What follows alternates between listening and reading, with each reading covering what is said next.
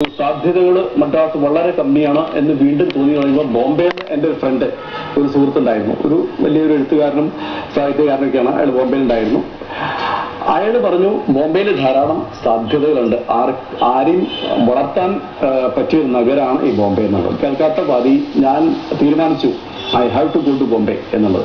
കാരണം അന്ന് ആ വർക്ക്, ആ റെഡിനെസ് ടു വർക്ക്, അത് ബിയോണ്ട് ഇമാജിനേഷൻ ആയിരുന്നു. അത് അത്ര അധികം ഉണ്ടായിരുന്നു. എങ്ങനെയെങ്കിലും വർക്ക് ചെയ്യണം, എന്തെങ്കിലും ആയിത്തീരണം ലൈഫിൽ എന്നുള്ളത്. അപ്പൊ ഇന്നത്തെ ഒരു ബിസിനസ് മാൻ ആവണം എന്നല്ല, കൂടുതൽ നമുക്കൊരു ബെറ്റർ ഓപ്പർച്യൂണിറ്റീസ്, ഒരു ബെറ്റർ ലൈഫ് വേണം എന്നുള്ള ഒരേ ഒരു ഇത് തേടിയിട്ട് അങ്ങനെ ബോംബെയിലേക്ക് വണ്ടി കയറുകയാണ്. ദാദറിലെത്തി. പിന്നെ എല്ലാവരും ധാരാളം എല്ലാ മലയാളികളും ആസ് യൂഷ്വൽ ബോംബെയിൽ വന്നാൽ ചെയ്യുന്നത് ആൻഡോപ്പിലെ CGS ക്വാർട്ടേഴ്സിൽ സബ്ലേറ്റ് ചെയ്ത ഒരു റൂമിൽ അവിടെ പോയി താമസിക്കുന്നു. കുറെ ഫ്രണ്ട്സും ഈ പറഞ്ഞ എൻ്റെ അടുത്ത സുഹൃത്ത് അയാളും എല്ലാവരും കൂടിയാണ് താമസിക്കുകയാണ്. അങ്ങനെ താമസിക്കുമ്പോഴാണ് പെട്ടെന്ന് തൊട്ടടുത്ത് തന്നെ ഒരു മേനോൻ എന്നിട്ട് എൻ്റെ ഡിസ്റ്റന്റ് റിലേറ്റീവ്. എനിക്ക് ഇദ്ദേഹത്തെ പറ്റി ജാസ്തി അറിയില്ലായിരുന്നു.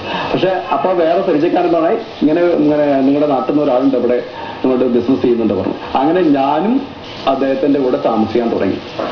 അങ്ങനെയാണ് ബോംബെയിലെ റിയലി ലൈഫ് അങ്ങനെയായിട്ട്. പിന്നെ ഐ ട്രൈഡ് മൈ ലക്ക് പല കമ്പനികളിലും, right from pesticides to plastic, പലതിലും മാർക്കറ്റിംഗ് സെയിൽസും അതൊക്കെ ആയിട്ട് കൊണ്ടുവരണം. ഒന്നും ഒരു പച്ച പിടിക്കാൻ തക്കവണ്ണം ഒന്നും ആയിക്കൊണ്ടിരുന്നില്ല. പിന്നെ അറ്റ് ലാസ്റ്റ് ഒരു ലീഡിംഗ് ഒരു അഡ്വർടൈസിങ്, ഒരു plastic advertising company, plastic gift articles ഉണ്ടാക്കുന്ന ഒരു കമ്പനി, അതിൽ ഞാൻ പോയി ജോയിൻ ചെയ്തു. അങ്ങനെ അതൊരു സംവാട്ട് പ്രസ്റ്റീജിയസ് കമ്പനി ആയിരുന്നു ബോംബെയിലെ അന്നത്തെ കാലത്ത്, ഒരു 81-82 ജോലിയൊക്കെ ചെറുതായിട്ട് സെറ്റിലായ ശേഷം ശരി അപ്പൊ മാരേജ് ആവാൻ തീരുമാനിച്ചു. പിന്നെ again we came back to Bombay.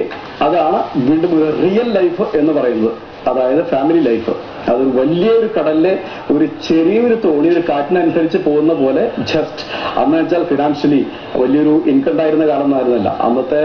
Of course 80s വലിയ ക്യാഷ് ഫ്ലോ ഒക്കെ വളരെ കമ്മിയായിട്ടുള്ള ഒരു കാലം. ഇപ്പോൾ ഇന്നത്തെ ഈ ഓപ്പൺ ഇക്കോണമി ഈ കാലത്തെ അത് എൻറ്റയർലി ഡിഫറെന്റ് സിനാറിയോ. ആ കാലത്ത് ചെറിയ തുച്ഛമായ ശമ്പളം. അത് സോഷി ഓൾസോ സ്റ്റാർട്ടഡ് വർക്കിംഗ് ഒരു ഫാർമസ്യൂട്ടിക്കൽ കമ്പനിയിൽ. അങ്ങനെ ഞങ്ങളുടെ രണ്ടാളും ചെറിയ ഇൻകം കൊണ്ട് ടുവേഴ്സ് കോൺട്രിബ്യൂട്ടിങ് ചെറിയൊരു ഈ ലൈഫ് ഇങ്ങനെ പോവാൻ.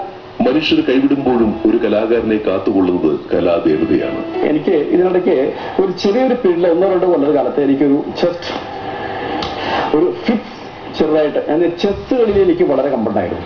ഈ ചെസ് കളിക്കുമ്പോൾ എനിക്ക് 2-3 പ്രാവശ്യം ഇങ്ങനെ സംഭവം ഉണ്ടായി. ചെസ് കളിച്ചുകൊണ്ടിരിക്കുമ്പോൾ ജസ്റ്റ് അൺകോൺഷ്യസ് ആയിട്ട് പോവാ.